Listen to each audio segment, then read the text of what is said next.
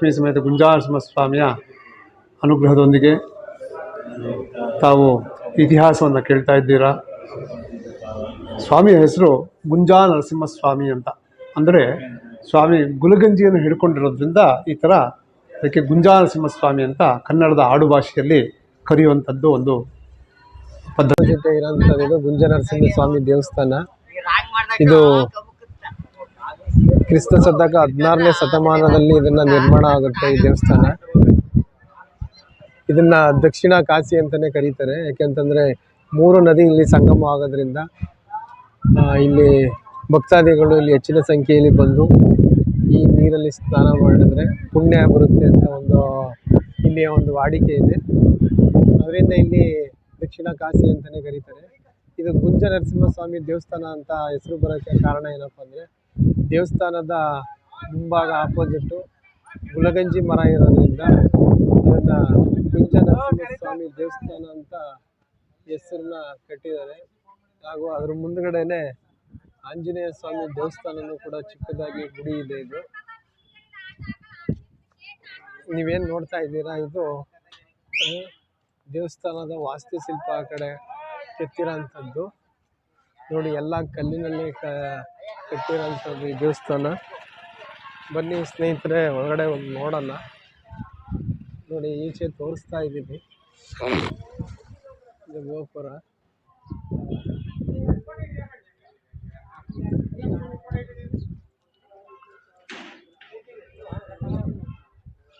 ದೇವಸ್ಥಾನದ ಒಳಗಡೆ ಹೋಗ್ತಾ ಇದ್ದೀನಿ. ಬನ್ನಿ ಒಳಗಡೆ ನೋಡೋಣ ಅದು ಹೇಗಿದೆ ಅಂತ ಅಂದ್ಬಿಟ್ಟು. ಇವತ್ತು ಶುಕ್ರವಾರ.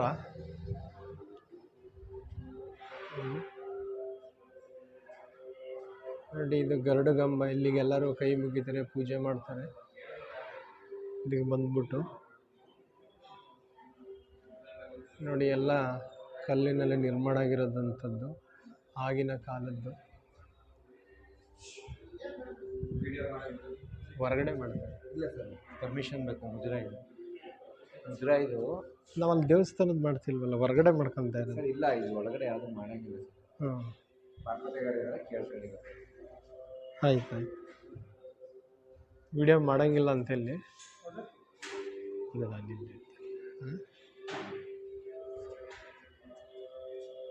ಆ ಕಡೆ ಸೈಡ್ ಮಾಡ್ಕೊಂಡು ಹೊರಗಡೆ ಈಚೆ ಬೇಕಾದ್ರೆ ಮಾಡ್ತಾರೆ, ದೇವಸ್ಥಾನದ ಒಳಗಡೆ ಮಾಡಂಗಿಲ್ಲ.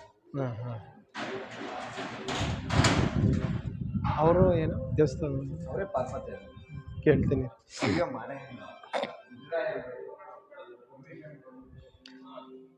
ಸರ್ ವಿಡಿಯೋ ಮಾಡ್ಕೊಬೋದ ಇಲ್ಲಿ ಹೊರಗಡೆ? ಇದೆ ಹೊರಗಡೆ ಈ ಕಡೆ ಮಾಡಿ. ಮೂಲ ವಿಗ್ರಹ ಇದ್ರಲ್ಲಿ ಏನು ನೆಟ್ಟೆಲ್ಲ ಸಿಗುತ್ತೆ.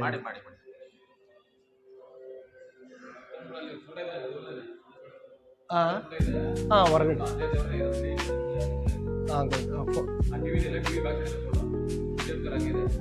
ಡಿಸ್ಪ್ಲೇ ಏನು ಕಾಣ್ತಾ ಇತ್ತಲ್ಲ, ಅದು ಹಿಂಭಾಗ. ಆಯ್ತು, ಗುಡಿದೇನು ಮಾಡಲ್ಲ ಬಿಡಿ. ಇಲ್ಲಿ ಅವ್ರನ್ನ ಪರ್ಮಿಷನ್ ತಗೊಂಡು ಹೊರಗಡೆ ವಿಡಿಯೋ ಮಾಡ್ತೀವಿ ಅಂತ ನೋಡಿ. ಹಳೆ ಕಾಲದ್ದು ಕಂಬಗಳೆಲ್ಲ. ಇದು ಗರುಡಗಂಬ ಇದಿದೆ ಮುಂದೆ. ಇದೊಂದು ಇತಿಹಾಸನೂ ಸಹ ಇರುತ್ತೆ. ಇದು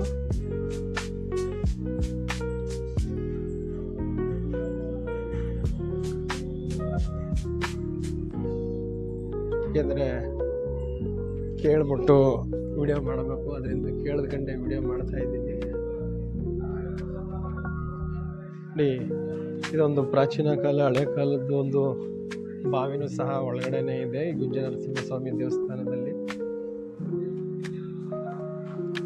ಈಗಲೂ ಸಹ ಇಲ್ಲಿಂದನೇ ನೀರು ಪೂರೈಕೆ ಆಗುತ್ತೆ ದೇವಸ್ಥಾನಕ್ಕೆ.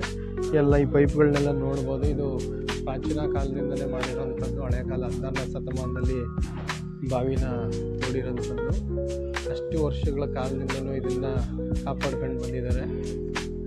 ಇದು ನೋಡಿ ಹೊರಗಡೆ ವಾಸ್ತುಶಿಲ್ಪ ಹೆಂಗಿದೆ ಅಂತ ಅಂದ್ಬಿಟ್ಟು. ಇದು ದ್ರಾವಿಡ ಮತ್ತು ಹೊಯ್ಸಳರ ಶೈಲಿಯಲ್ಲಿರುವಂಥದ್ದು.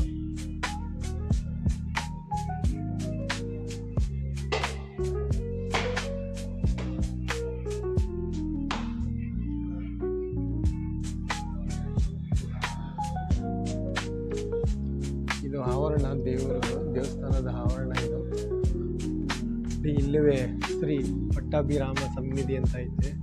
ಇಲ್ಲಿ ಒಂದು ರಾಮಂದು ವಿಗ್ರಹನ ಕೂರಿಸಿದ್ದಾರೆ ಇಲ್ಲಿ. ಹಾಗೆ ಬನ್ನಿ, ಇದು ನೋಡಿ ವಾಸ್ತುಶಿಲ್ಪ ಎಲ್ಲ ಹೆಂಗಿದೆ ಅಂತ ಅಂದ್ಬಿಟ್ಟು ತುಂಬ ಚೆನ್ನಾಗಿದೆ. ಇದು ವಾಸ್ತುಶಿಲ್ಪ ಎಲ್ಲ ಚೆನ್ನಾಗಿ ಕೆತ್ತಿದ್ದಾರೆ. ಇದು ನೋಡಿ ಕಲ್ಲಿನೆಲ್ಲ ಕೆತ್ತಿರೋಂಥದ್ದು. ಈ ಒಂದು ಕಲ್ಲಿನಿಗೂ ಒಂದು ಇತಿಹಾಸಗಳಿದೆ. ಈ ಒಂದು ಕಲ್ಲನ್ನು ಕೆತ್ತಿರೋಂಥದ್ದಕ್ಕೂ ಇತಿಹಾಸ ಇರುತ್ತೆ. ಇದೊಂದು ದೇವಸ್ಥಾನನ ಒಂದು ಸುತ್ತ ಹಾಕೋಣ ಬನ್ನಿ ಸ್ನೇಹಿತರೆ, ಈಗ ಯಾವ ಥರ ಮಾಡಿದ್ದಾರೆ ಅಂತ ನೋಡಿ. ಆಪೋಸಿಟ್ ಕಾಣ್ತಾ ಇದೆ, ಅಲ್ಲೂ ಒಂದು ಗುಡಿ ಇದೆ. ಇದೊಂದು ಯಾವುದೋ ಪಾಕಶಾಲೆ ಅಂತ ಕಾಣ್ತಾ ಇದೆ ನೋಡಿ ದೇವಸ್ಥಾನದ್ದೆಲ್ಲ.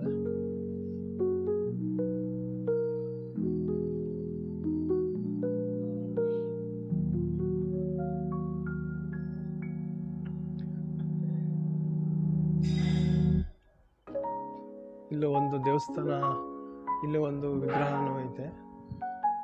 ಅದು ಚೆಲುವನಾರಾಯಣ ಸ್ವಾಮಿ ಸನ್ನಿಧಿ ಅಂತ ಅಂದ್ಬಿಟ್ಟು ಅಲ್ಲೊಂದು ವಿಗ್ರಹ ಇದೆ, ಕಾಣ್ತಾ ಇದೆ ನೋಡಿ. ಈಗ ಝೂಮ್ ಮಾಡ್ತಾ ಇದ್ದೀನಿ. ಅದೊಂದು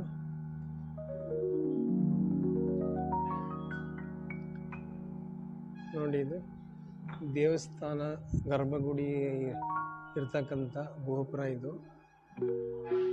ಇಲ್ಲಿ ಯಾವುದೋ ಗರ್ಭಗುಡಿ ಇದೆ, ಅದ್ರ ಗೋಪುರ ಇದು.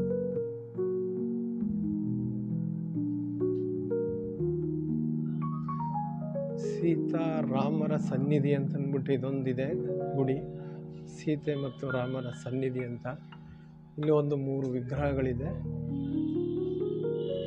ನರಸಿಂಹಸ್ವಾಮಿ ದೇವಸ್ಥಾನದ ಪ್ರಧಾನ ಅರ್ಚಕರು ಅವರು ಒಂದು ಇತಿಹಾಸನ ತಿಳಿಸ್ಕೊಡ್ತಾರೆ. ಬನ್ನಿ ಗಾಯ್ಸ್ ನೋಡೋಣ. ಶ್ರೀ ಗುರುಭ್ಯೋ ನಮಃ. ಹರಿ ಓಂ. ಶ್ರೀ ಲಕ್ಷ್ಮೀ ವಲ್ಲಭಾರಂಭ ವಿಘ್ನಾಮನಿ ಮಧ್ಯಮಾಂ ಅಸ್ಮದಾಚಾರ್ಯ ಪರ್ಯಂತಾಂ ವಂದೇ ಗುರುಪರಂಪರಾಂ. ಶ್ರೌತಸ್ಮಾರ್ತಾದಿಕಂ ಕರ್ಮ ನಿಖಿಲಮೇನ ಸುತಿತಂ ತಸ್ಮೈ ಸಮಸ್ತ ವೇದಾರ್ಥವಿದೆ ವಿಕನಸೇ ನಮಃ. ಹರಿ ಓಂ. ಶ್ರೀ ಮಹಾಲಕ್ಷ್ಮೀ ಸಮೇತ ಗುಂಜಾನರಸಿಂಹಸ್ವಾಮಿಯ ಅನುಗ್ರಹದೊಂದಿಗೆ ತಾವು ಇತಿಹಾಸವನ್ನು ಕೇಳ್ತಾ ಇದ್ದೀರಾ. ಸ್ವಾಮಿಯ ಹೆಸರು ಗುಂಜಾನರಸಿಂಹಸ್ವಾಮಿ ಅಂತ.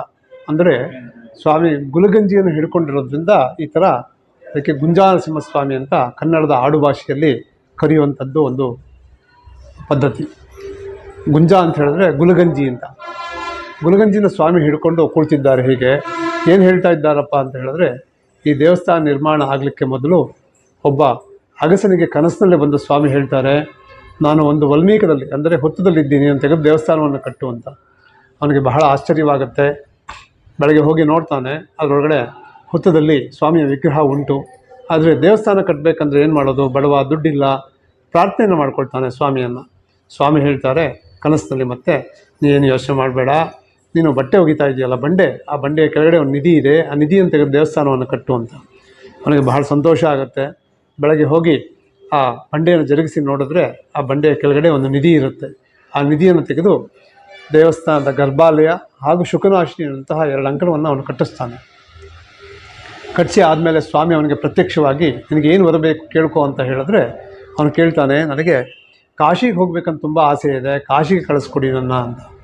ಆಗ ಸ್ವಾಮಿ ಹೇಳ್ತಾರೆ, ನಿನಗೆ ನಾನು ಮೋಕ್ಷವನ್ನೇ ಕೊಡಲಿಕ್ಕೆ ಬಂದಿದ್ದೀನಿ, ಕಾಶಿಗೆ ಹೋಗಿ ಏನನ್ನು ಮಾಡ್ತೀಯ ನೀನು ಅಂತ ಕೇಳಿದಾಗ ಅವನು ಹೇಳ್ತಾನೆ, ನಾನು ಕಾಶಿಯಲ್ಲಿ ವಿಶ್ವನಾಥನ ದರ್ಶನ ಮಾಡಬೇಕು, ಭೈರವ ದರ್ಶನವನ್ನು ಮಾಡಬೇಕು, ಹಾಗೆ ಇವತ್ತಿನ ಪ್ರಯಾಗಿನಲ್ಲಿ ತ್ರಿವೇಣಿ ಸಂಗಮದಲ್ಲಿ ಸ್ನಾನವನ್ನು ಮಾಡಬೇಕು ಅಂತ ಪ್ರಾರ್ಥನೆಯನ್ನು ಮಾಡಿಕೊಳ್ತಾನೆ. ಆಗ ಸ್ವಾಮಿ ಹೇಳ್ತಾರೆ, ಶತಾಬ್ದ್ಯಂ ಕಾಶಿವಾಸಿನ್ಯಾ ತದರ್ಧಕಂ ಗೋದಾವರ್ಯಾ ದಿನಮೇಕಂ ಗಜಾರಣ್ಯೆ ಮುಕ್ತಿರ್ಭವತಿ ನ ಸಂಶಯ ಅಂತ. ಅಂದರೆ 100 ವರ್ಷಗಳ ಕಾಲ ಕಾಶಿಯಲ್ಲಿ ವಾಸ ಮಾಡಿದ್ರೆ ಏನು ಪುಣ್ಯ ಬರುತ್ತೆ, ಅದೇ ಪುಣ್ಯ 50 ವರ್ಷಗಳ ಕಾಲ ಗೋದಾವರಿ ತೀರದಲ್ಲಿ ವಾಸ ಮಾಡಿದ್ರೆ ಬರುತ್ತೆ. ದಿನಮೇಕಂ ಗಜಾರಣ್ಯ, ಒಂದೇ ದಿವಸ ಗಜಾರಣ್ಯದಲ್ಲಿ ವಾಸ ಮಾಡಿದ್ರೂ ಅದೇ ಪುಣ್ಯ ಬರುತ್ತೆ. ಹಾಗಾಗಿ ಇದೆಲ್ಲವೂ ಗಜಾರಣ್ಯ, ಆನೆಗಳು ವಾಸ ಮಾಡುವಂತಹ ಜಾಗ. ಅದರಲ್ಲೂ ಪೂರ್ವದಲ್ಲಿ ಒಂದು ಆನೆ ಇತ್ತು, ಗಜೇಂದ್ರ ಅಂತ, ಅದಕ್ಕೆ ಮೋಕ್ಷ ಕೊಟ್ಟಿದ್ದೀನಿ, ನಿನಗೂ ಮೋಕ್ಷವನ್ನೇ ಕೊಡ್ತೀನಿ ಅಂತ ಹೇಳಿ 2ನೇ ಬಾಗಿಲು ಅಂದರೆ ಶುಕನಾಶಿನಿಯ ಬಾಗಿಲಿನಲ್ಲಿ ಹೊಸಲಿನ ಮೇಲೆ ಆ ಅಗಸನಿಗೆ ಮೋಕ್ಷವನ್ನು ಕೊಟ್ಟಿದ್ದಾರೆ ಸ್ವಾಮಿ. ಅಲಹಾಬಾದಿನಲ್ಲಿ ಅಂದರೆ ಇವತ್ತಿನ ಪ್ರಯಾಗದಲ್ಲಿ ಹೇಗೆ ತ್ರಿವೇಣಿ ಸಂಗಮ ಉಂಟು, ಗಂಗಾ, ಯಮುನಾ, ಸರಸ್ವತಿ, ಹಾಗೆ ಇಲ್ಲೂ ಸಹ ಕಪಿಲ, ಕಾವೇರಿ, ಸ್ಫಟಿಕ ಸರೋವರ ಅನ್ನುವಂತಹ 3 ನದಿಗಳು ಸಂಗಮಿಸುವಂತಹ ಕ್ಷೇತ್ರ. ಸಮಾನವಾಗಿರೋ ಕ್ಷೇತ್ರವೇ. ಹಾಗೆ ಅಲ್ಲಿ ಸರಸ್ವತಿ ಎನ್ನುವುದು ಗುಪ್ತಗಾಮಿನಿ ಆದರೆ ಇಲ್ಲಿ ಸ್ಫಟಿಕ ಸರೋವರ ಅನ್ನುವಂಥದ್ದು ಗುಪ್ತಗಾಮಿನಿ. ಅಲ್ಲಿ ವಿಶ್ವನಾಥ ಸ್ವಾಮಿ ಇದ್ದರೆ ಕಾಶಿಯಲ್ಲಿ, ಆ ಕಡೆ ಪಕ್ಕದಲ್ಲಿ ತಿರುಮಕೂಡಲು ಅನ್ನುವಂತಹ ಜಾಗದಲ್ಲಿ ಅಗಸ್ತ್ಯೇಶ್ವರ ಅಂತ ಈಶ್ವರನ ದೇವಸ್ಥಾನ ಉಂಟು. ಅಲ್ಲಿ ಸಮಾನವಾಗಿರೋ ಸ್ವಾಮಿಯೇ. ಅಲ್ಲಿ ಭೈರವ ಇದ್ದ ಹಾಗೆ ಆ ಕಡೆ ಇನ್ನೊಂದು ಪಕ್ಕದಲ್ಲಿ ಭಿಕ್ಷೇಶ್ವರ ಅಂತ ಈಶ್ವರನ ದೇವಸ್ಥಾನ ಉಂಟು, ಸಮಾನವಾಗಿರೋ ಸ್ವಾಮಿನೇ. ಅಂದರೆ ಕಾಶಿಗೆ ಸಮಾನವಾಗಿರೋ ಕ್ಷೇತ್ರವೇ ಇದು. ಆದರೆ ಕಾಶಿಯಲ್ಲಿ ಈಶ್ವರ ಮಾತ್ರ ಇದ್ದಾನೆ, ಇಲ್ಲಿ ಹರಿಹರ ಇಬ್ಬರೂ ಇದ್ದೀವಿ. ಹಾಗಾಗಿ ಕಾಶಿಗಿಂತಲೂ ಒಂದು ಗುಲಗಂಜಿ ತೂಕ ಪುಣ್ಯ ಹೆಚ್ಚಾಗಿ ಸಿಕ್ಕುತ್ತೆ ಅಂತ ಹೇಳಿ ಮಂಗಳಶಾಸನ ಮಾಡಿರುವಂತಹ ಜಾಗ. ಹಾಗಾಗಿ ಸ್ವಾಮಿಗೆ ಗುಂಜಾ ನಾರಸಿಂಹಸ್ವಾಮಿ ಅಂತ ಹೆಸರು. ಈ ಕ್ಷೇತ್ರಕ್ಕೆ ಭಾಸ್ಕರ ಕ್ಷೇತ್ರ ಅಂತ ಹೆಸರು. ಭಾಸ್ಕರ ಅಂದರೆ ಸೂರ್ಯ ಭಗವಾನ್. ಸೂರ್ಯ ಕೃತಯುಗದ ಅಂತ್ಯದಲ್ಲಿ ನರಸಿಂಹಸ್ವಾಮಿಯನ್ನು ಕುರಿತು ತಪಸ್ಸನ್ನು ಮಾಡ್ತಾರೆ. 1000 ವರ್ಷ ತಪಸ್ಸನ್ನು ಮಾಡಿದ ಮೇಲೆ ನರಸಿಂಹರು ಸ್ವಾಮಿಗೆ ಪ್ರತ್ಯಕ್ಷವಾಗ್ತಾರೆ. ಇವಾಗ ನಾವೆಲ್ಲ ನೋಡಿದ್ವಲ್ಲ ಸ್ವಾಮಿಯನ್ನು ಲಕ್ಷ್ಮೀ ಸಮೇತನಾಗಿ, ಹಾಗೇ ಪ್ರತ್ಯಕ್ಷ ಆಗ್ತಾರೆ. ಸ್ವಾಮಿ ಕೇಳ್ತಾರೆ ನಿನಗೇನು ಬರಬೇಕು ಹೇಳು ಅಂತ ಹೇಳಿದ್ರೆ, ಸೂರ್ಯ ಕೇಳ್ತಾನೆ, ನನಗೇನು ಬರಬೇಡ, ನೀನು ಅವತಾರ ಮಾಡಿದ್ದಾಗ ಸಾಯಂಕಾಲ ಆಗಿತ್ತು, ದರ್ಶನ ಮಾಡಲಿಕ್ಕಾಗಿರಲಿಲ್ಲ, ದರ್ಶನವನ್ನು ಕೊಟ್ಟಿದ್ದೀಯಾ, ಭಾಳ ಸಂತೋಷ. ಆದರೆ ಮುಂದೆ ಬರೋರಿಗೆಲ್ಲನೂ ತಪಸ್ಸನ್ನು ಮಾಡಿ ನೀನು ನೋಡುವಂತಹ ಶಕ್ತಿ ಇರೋದಿಲ್ಲ.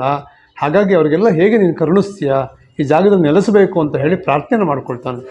ಆಗ ನಕೃತಂ ದೈವಸಂಗೇಶ್ಚ ನಕೃತಂ ವಿಶ್ವಕರ್ಮಣ ಸ್ವೇಚ್ಛಾಕೃತೆ ಇಚ್ಛಾರೂಪಂ ವಿರಾಜಿತ ಅಂತ ಹೇಳಿ ಸ್ವಾಮಿಯನ್ನು ಯಾವುದೋ ವಿಶ್ವಕರ್ಮ ಕೂತ್ಕೊಂಡು ಕೆತ್ತಿರುವಂತಹ ದೇವರಲ್ಲ, ಅಥವಾ ಯಾವುದೋ ದೇವತಾ ಸಮೂಹ ಪ್ರತಿಷ್ಠೆ ಮಾಡಿದ್ದಾರಾ, ಅದು ಅಲ್ಲ.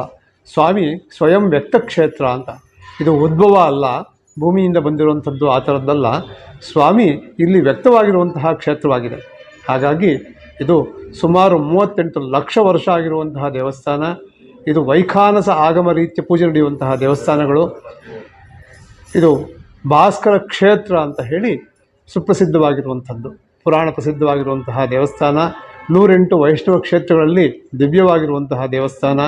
ಅದರಲ್ಲೂ 108 ನಾರಸಿಂಹ ಕ್ಷೇತ್ರಗಳಲ್ಲೂ ಸಹ ವಿಶೇಷವಾಗಿ ಪೂಜೆ ಸಲ್ಲಿಸುವಂತಹ ದೇವಸ್ಥಾನವಾಗಿದೆ. ಎಲ್ಲರಿಗೂ ಪ್ರಾರ್ಥನೆಯನ್ನು ಮಾಡಿಕೊಳ್ಳಿ, ಎಲ್ಲರಿಗೂ ಸನ್ಮಾನಗಳವಾಗಲಿ. ಹರಿ ಓಂ ಸ್ವಸ್ತಿ. ಈ ಜಾತ್ರೆ ಕುಂಭಮೇಳದ ಪ್ರಶ್ನೆಯನ್ನು ಕೇಳಿದ್ದೀರಾ.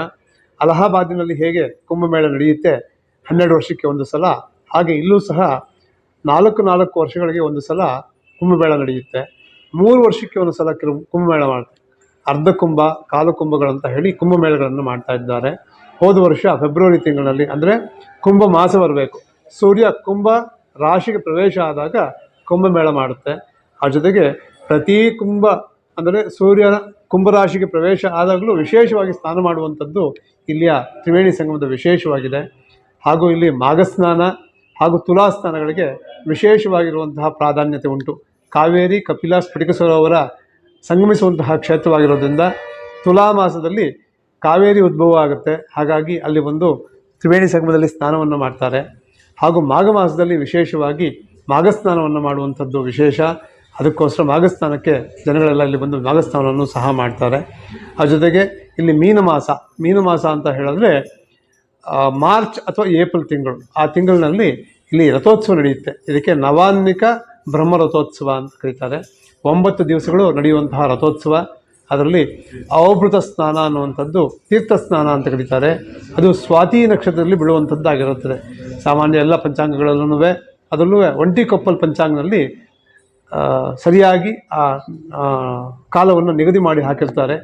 ಅದನ್ನು ಆಧಾರವಾಗಿಟ್ಕೊಂಡು ರಥೋತ್ಸವವನ್ನು ಬಂದು ದರ್ಶನವನ್ನು ಮಾಡಬಹುದು ಎಲ್ಲರೂ. ಹರಿ ಓಂ.